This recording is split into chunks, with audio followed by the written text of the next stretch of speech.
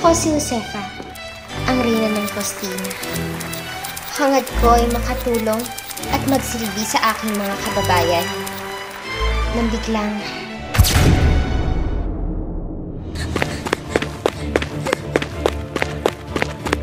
Tigil!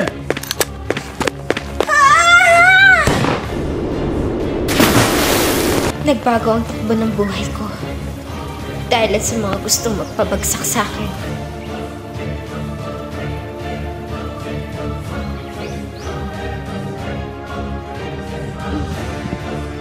Ay naku, sa wakas! Gising na kayo, mahal na Reyna! Kayaan niyo na siya, Lola. Kung gusto niyo umalis, walang pipigil sa kanya. Apo! Mapapahamak po tayo kapag tinago natin yan. Dugong bughaw yan. Malamang sa malamang hinahanap na yung mga kalahin nila. Mga dugong bughaw na walang ginawa kundi magpakasasa sa palasyo nila. Prime Minister is right, ma. We need to leave. Huwag kayo mag-alala, ma. Mahahanap nila si ate. Kaya nga kapag nahanap namin si Josefa, buhay man o patay, kami ang bahala sa kanya. Ihahatid kita sa inyo, mahal na Reyna. Salamat, Gregor.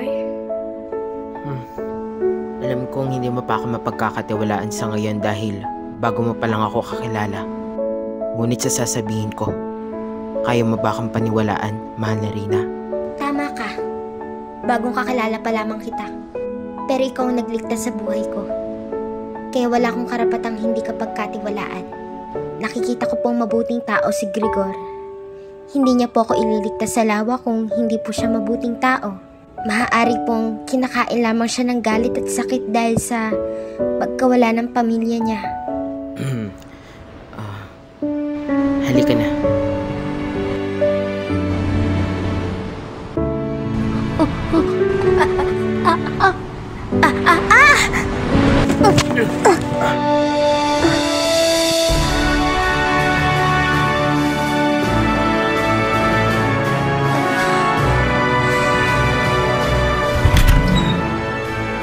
Kaya pakinggan niyo maigi ang bawat utos na ibibigay ko. Yes, Your Majesty! Hinahanap namin siya sapagkat huhulihin namin siya. Sige, tara na. Maganda na kayo.